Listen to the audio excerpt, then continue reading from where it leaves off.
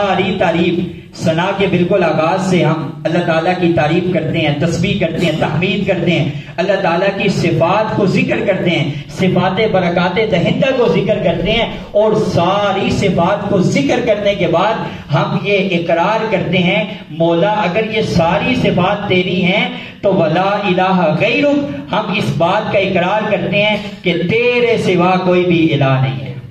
یہ ساری صفات اگر تیری ہیں تو تو ہی الہ ہے، پھر اور کوئی ہمارا الہ نہیں ہے۔ ولا الہ غیرک، نہ تو ضیاء پاشیاں کرنے والا چاند الہ ہے، اور نہ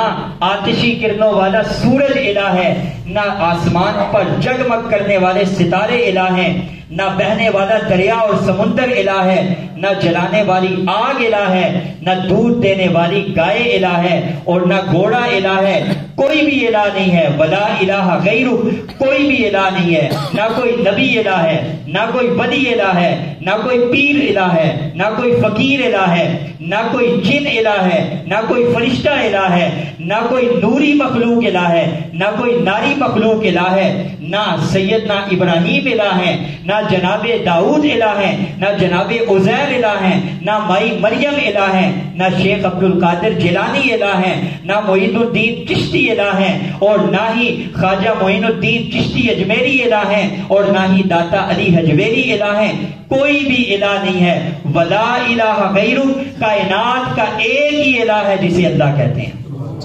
ولا الہ غیرک، یہ ہم اعتراف کرتے ہیں، اور یہی وہ ولا الہ غیرک کا پیغام تھا جس کو لے کر سارے نبی دنیا میں تشریف لائے تھے۔